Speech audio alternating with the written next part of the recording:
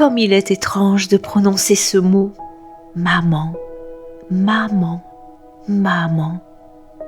Il est pour tout le monde et pourtant tellement unique. Quand je te nomme maman, je me sens si petite, si fragile et si forte à la fois. Maman. Mes lèvres bougent comme celles du bébé qui tète le sein bienveillant et rassurant. Maman, la douceur ronde du mot m'enveloppe, comme le faisaient tes bras lorsque tu me consolais. Maman, dans maman, il y a ma, mienne, ma maman rien qu'à moi. Ce mot affectueux qui fait passer de mère à maman, que certains ne peuvent jamais prononcer, que d'autres répètent sans cesse. Ce mot qui fait d'un rôle un état du cœur, ce mot qui disparaît avec celle qui le porte et qui continue à exister chez les autres. Ce mot commun à toutes les mères et qui pourtant n'en désigne qu'une seule, ce mot, j'aime le prononcer parce qu'il me ramène à qui j'étais avant même de savoir qui je deviendrais. Toute petite dans tes bras, graine en devenir, ignorant encore quel sol allait m'accueillir, comment je pousserais, quel vent me secouerait et quel pétale il me ferait perdre. Maman, auprès de toi, je ne me posais pas ces questions-là. Maman, celle vers qui l'on a tant besoin de revenir quand ça secoue, quand la vie nous fait traverser des tempêtes, des déserts sans fin, mais aussi des moments de joie infinie, des terres gorgées de soleil, des jours de pluie après la sécheresse.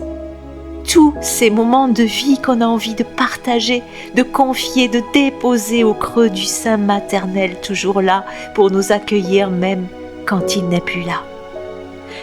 Maman, ce mythe, ce rêve qui parfois n'est pas la réalité, car si être mère est naturel, devenir maman l'est beaucoup moins.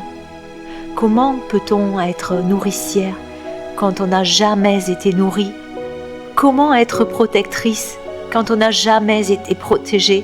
Comment s'oublier pour un petit être quand, tout petit être, l'on a été oublié?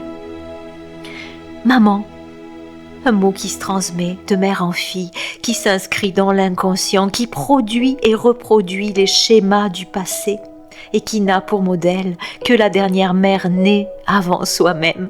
Maman, parfois un rêve qui ne devient jamais réalité sur les terres infertiles de la maternité, mais qui reste inscrit en soi comme une évidence, une connaissance, un devenir en latence. Toi qui m'écoutes, si tu sais que tu ne pourras jamais porter ce nom, ne pleure pas, car tu peux être aussi une maman pour ceux qui t'entourent, ceux que tu aimes et que tu souhaites protéger et choyer. Sache que donner la vie est différent que de semer l'amour dans la vie de quelqu'un. Très souvent, les deux s'accordent. Très souvent, l'un manque à l'autre. Mais quoi qu'il en soit, tu as le droit de prononcer ce mot primordial, originel, déjà là bien avant toi. Maman, c'est toi, c'est moi, c'est personne. Parfois, quand je pense à toi, maman, il m'arrive de me demander si tu veilles sur moi, un peu comme un ange gardien qui me prendrait la main pour m'aider à traverser mes doutes et mes incertitudes. Et à ce moment même où j'écris cette phrase, apparaît un rayon de soleil dans la grisaille du ciel qui ne fait que pleurer depuis ce matin. Alors oui, je me dis que tu veilles sur moi et que ce rayon de soleil sort tout droit de ton cœur. Ton cœur parti dans l'au-delà, ton cœur uni à celui des mères et des mamans depuis la nuit des temps. Ton cœur qui m'appartient toujours un peu, mais tellement universel aujourd'hui, car rendu à l'immensité de l'océan. Parfois, je me demande quelle maman je suis, quel héritage tu m'as laissé. Suis-je une bonne mère? Même si j'en porte déjà le nom, ai-je atteint le grade de maman? Ai-je reproduit, transformé, guéri? Ce dont je suis certaine, c'est que j'ai fait de mon mieux, même si parfois le mieux n'est pas ce que l'on ferait aujourd'hui.